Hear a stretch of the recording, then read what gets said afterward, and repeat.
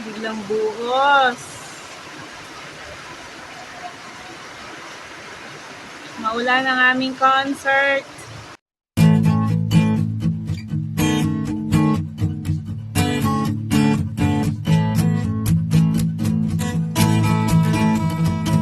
Good morning guys. Happy Thursday. Today is Thursday, August August 8 na tayo. Time check.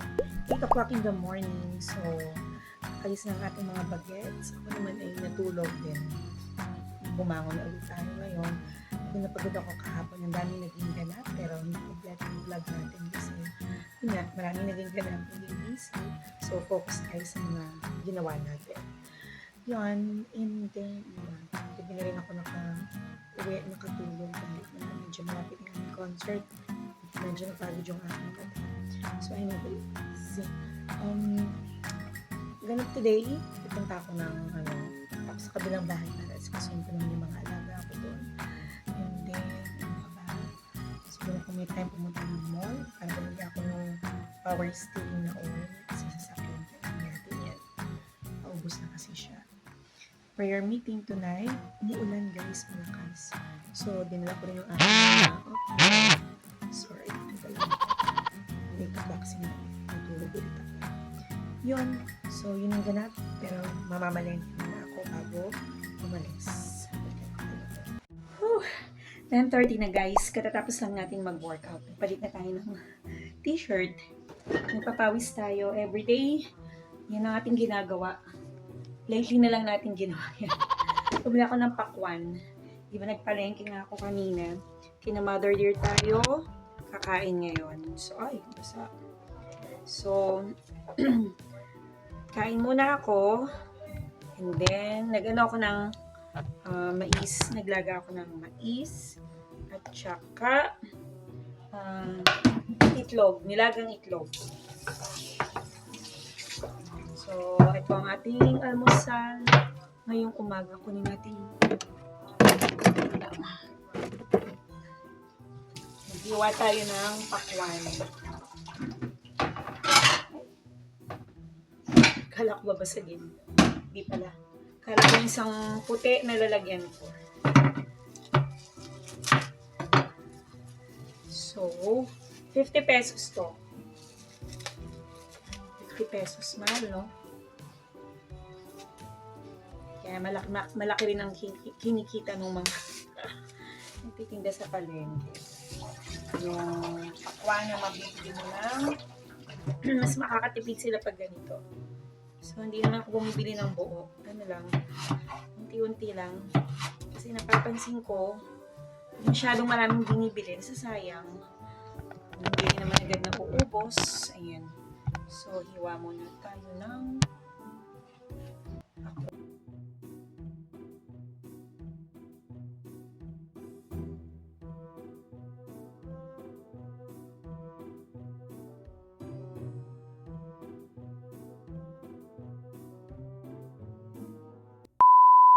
Dito tayo na Mother Dear.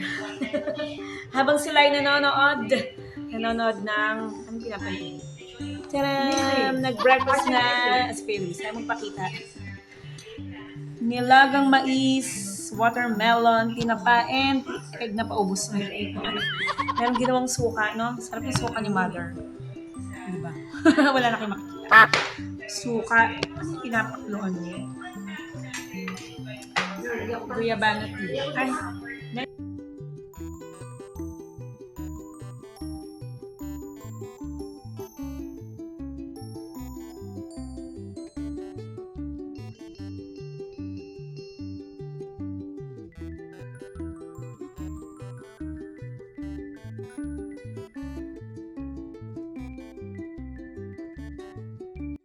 The next day. good morning. Today is Friday. Friday na guys. And 7 o'clock na umaga. Si Bunso naliligo kasi meron silang try out sa, syempre, basketball. Hindi siya ng maaga. 9 o'clock sila kailangan. Si Kuya tulog pa, pero kailangan niya rin pumunta ng school kasi meron naman silang rehearsal sa Club. So, maiwan tayo ngayong umaga, pero yung mga gagawin pa rin. Alam ko na ako ng almusal. Nagham lang. Pinatirang naisip yung kagabi pa. And inisip pa kung luto yung kumain na kasi si Bunso eh. So, mamaya, magpapalingki ulit tayo ngayong umaga. Alis ako mamayang hapon siguro. Or mga after lunch, hindi tayo ng namit. Lang natin ng vlogs na plane para sa concert. Bukas ang aming concert. So, marami tayong ginagawa ngayon. Busy tayo for memorization at mga kailangan gawin. Mamaya, may rehearsal din. Ibakla ko sa dun sa venue. So, babagin ko kay mamaya guys. Alalayan ko muna sa bunso. 9:30. Alis si Kuya, punta siya ng school. Si Bunso nakaalis na. Laundry time, habang ako ay nagme-memorize, nakakain tayo ng ating almusal, na mother dear, hindi ko na nag-vlog yun kasi sobrang busy ako ng mamadali. And then marami tayong mga revisions, marami tayong mga kailangan gawin sa ating concert, nagagawin program para bukas. So, super busy na tayo. And then, maya-maya, pag may time, and sinabayan ko na rin muna ng kasi may hirap yung matambakan tayo ng lahat. So, laundry time and nag-memorize tayo ng kanta. So, mabigyan ko kayo guys mag-memorize. Dito na naman ako guys. 11:45 na magta-12 na. Naglalaba pa rin tayo. Hindi na tayo makapagpalit ng damit. Gagawin ko today ay maghuhugas. Hugas muna ako ng mga kalat. Medyo late na rin ako nakapag linis kasi sinasabayan ko ng pagme-memorize yung yung aking paglalaba. O, diba? Naglalaba na tayo, nagme-memorize pa. So, nag-memorize na ako. Ngayon naman, gasan ko muna itong mga pinagkainan, mga pinaglutuan. Yan. And then, pagkahugas natin guys, ako ay mag-memorize ulit. So, balikan-balikan habang papaikot ng mga labada. Kamusta ba? Ano ba ang inyong lunch ngayon? Si Sweetheart ay malapit ng umuwi. Pero late vlog to, baka mapanood nyo to. Nakapis na siya. So, hugas muna tayo.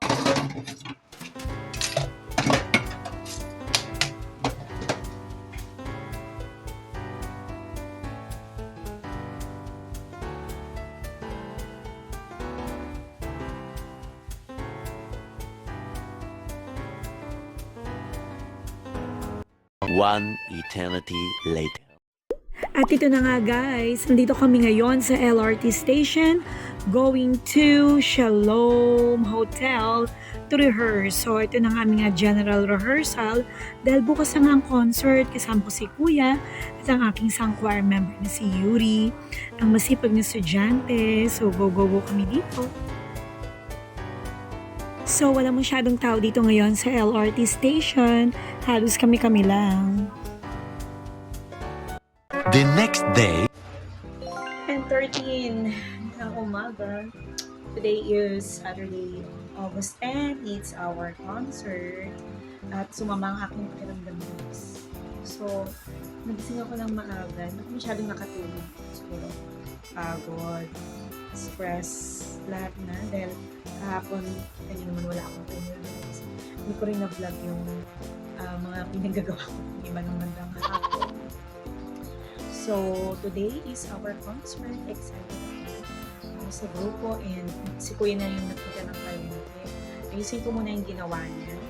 Medyo okay na kasi nakainin ako. Gandang 11 o'clock. Sakit ng ulo ko. Mataas yung aking blood pressure. Pasensya naman sa itsura at ang paligid namin ay makalat din. Kasi yung mga damit na yan, yung nilabad ko kahapon, pinili ko kasi maglaba. And habang naglalaba, siguro stress na. Habang naglalaba, nag-memorize ako, nagpa-practice, then nakaka-receive ako ng mga messages na kailangan natin ayusin. So, yun. Siyempre, I love my job. Okay pa rin na tayo. Kaya naman, pagod lang ako. Dahil naman talaga may stress. Kahit yung trabaho, may stress talaga tayo. So, pag nakakaramdam ng pagod, rest lang. Pahinga lang. Yun ang tawag ng katawan. Pahinga. So, ayun, i-arrange ko muna yung i-ayos ko muna yung binili ko yung sa Bonchins. Siguro try natin magluto. Kasi alis kami ng mga 1:30. Bumuhos na nga ang malakas na ulan. May bagay na naman. So, ang lakas ng ating ulan. Nagluluto ako ng munggo. Prituin ko tong isdang to. Gigi. So, ito yung ating munggo. Ayan. Lambutin na natin. Lakas ng ulan, hinabutan si na kuya. Gasan muna natin ito. Kasi pinabili ko sila ng power steering oil para sa sasakyan. Mula ng aming concert. So, magluto muna tayo para bago umalis ay meron tayong lunch. Magbumunggo kami nito. So, ilasan natin ang ating isda. Malaki yung isda. Ano bang ulam nyo ngayong umaga ito? Ay, nako. Medyo nawawala-wala niya sa ulam. 11 o'clock na. Natapos ko lang din mag-memorize. Ang lakas! Lakas ng hangin.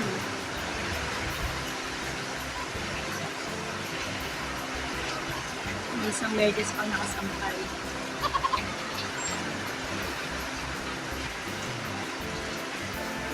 Biglang buhos. Maulan ang aming concert.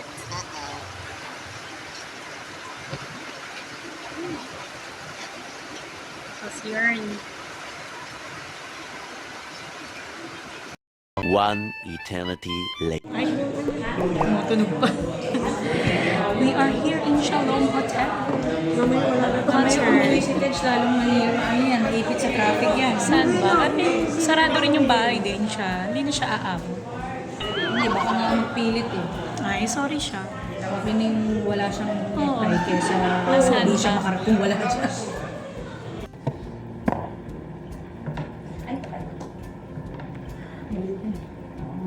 Kaya relax lang. Papalit tayo ng konti. Kaya huwag maniwala kay floor director rin naman.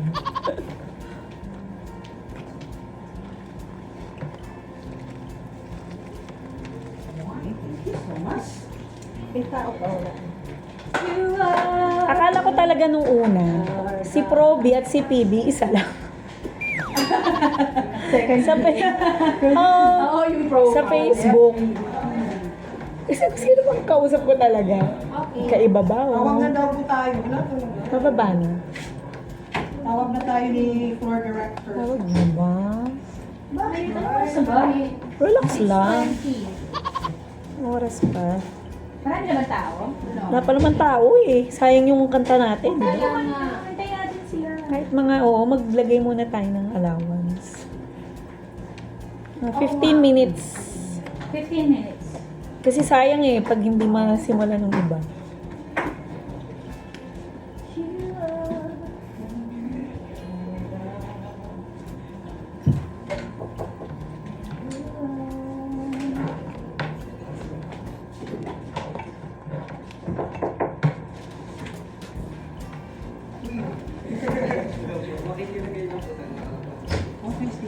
Ano yung sasabihin ko, DM? Kaya Pasko, nagtatawag na si Pasko. 6:45 p.m. coronation na po sa likod. Ay, hindi masyadong maaga te. Aga. Kahit mga saktong 6:30 o... 30. Magkano muna magparami muna lang? Oo. Sige lang, kahit mga 5... Sabihin ko, sabi ko, DM. Kahit mga 10 minutes, okay lang yun. Bababa na, anong oras?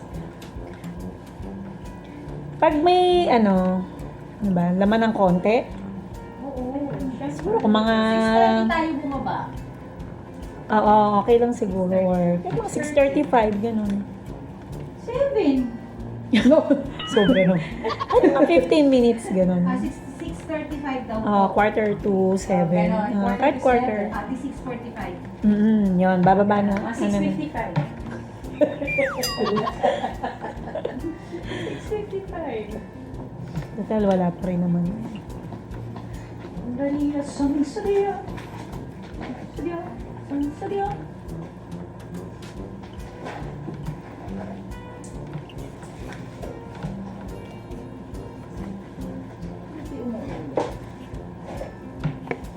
Morning star. Hallelujah.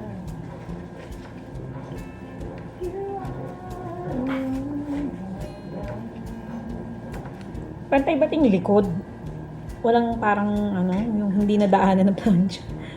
Naka-fly away naman kasi talaga yun. Gagawin natin.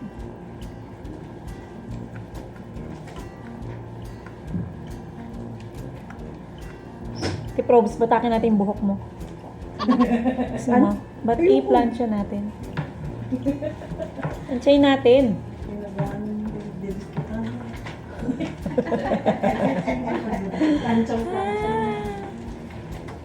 Pinadilaan na nga sa baka yan.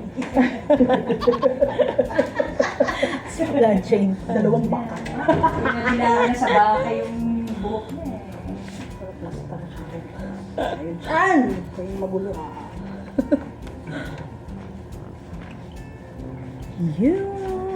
Ano yung chick? Mas maganda sa banyo, maliwanag. Oo nga. Isa dito. Ate Ads, ang putla mo. Hindi oh, naku, ang pula-pula na nga. Ate Ads, gamitin mo yung lipstick ko. Sorry naman, nakaka-istorbo.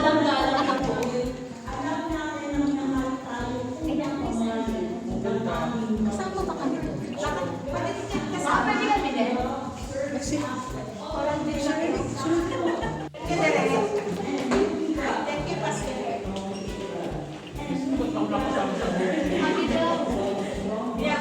Uy, sama kami sa naman. Sama ka dito. So ito na nga guys, natapos na ang concert ng Metropolis Chorale. At ito naman ay nagkakaroon kami ng evaluation dito. Marami kasing nagkasakit nung time na to. Pero successful ang concert ng choir. So kami ay nagsasaya, nagkikwentuhan, nag-sharing time. Siya nga pala ang aming Pangulo. Enjoy ang lahat. Nararamdaman nakita naman natin, napakinggan naman natin na talagang nag-i-improve na rin po tayo. Nag-i-improve na rin po tayo.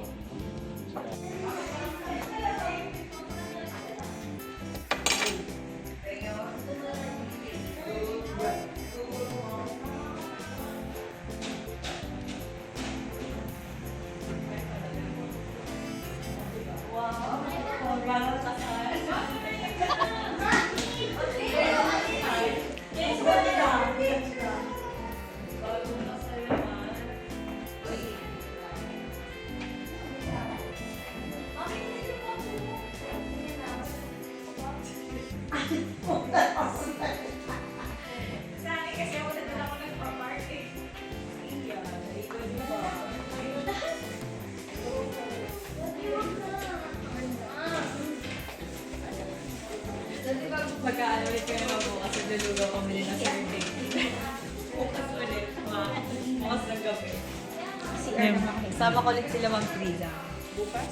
At tapos na naman ang ating 3 araw na pag-vlog guys. So, naging busy tayo dahil concert na ng Metropolis Chorale. So, before final concert, tayo ay merong general rehearsal. Kaya sumakay tayo ng train. Kasama isang member ng choir, kasama si Kuya. So, happy ako kasi kasama ko ang family ko sa choir na to. Kaya napakalaking blessing ng Metropolis Chorale. So, tayo nagmi-mission sa iba't ibang lugar, iba't ibang simbahan na nangangailangan. Maraming mga blessings tuloy-tuloy sa gawaing bahay, tuloy-tuloy din. Buhay Nanay Israel. Kaya salute naman sa ating mga OFWs ma'am na talagang nandyan palagi yung kanilang love and support sa kanilang pamilya, hindi lang yung mga nanay, may mga tatay tayo, at mga mahal sa buhay na patuloy na nagtatrabaho sa ibang bansa para suportahan ang inyo pong pamilya. Salud po sa inyong lahat. Nawa kayo ay patuloy na ingatan at patubayan ng ating Diyos. See you later. A few moments later. Hello guys, good evening, and we're back to the singing Mom TSM Slash. Point na night tonight guys, another verse from Proverbs 23:12. Remember what you are taught and listen carefully to words of knowledge.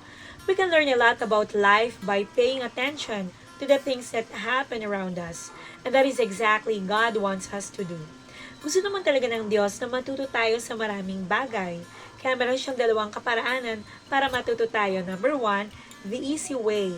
Ano nga ba ang easy way? By paying attention and obeying God's rules. Pangalawa, the hard way. Ano naman kaya ang hard way? By making the same mistakes over and over again until we finally learn something from them. Siyempre naman, mas maganda to learn things sooner rather than later. Kaya simulan na natin guys, ngayon. Let's pray and ask God to help us keep our eyes open wide and help us learn the lessons He wants us to learn. Proverbs 23:12, remember what you are taught and listen carefully to words of knowledge. Thank you guys for your time. Thank you for watching the Singing Mom TSM Slash. Boy, Nanay, see you again tomorrow for another day of vlogging. Good night.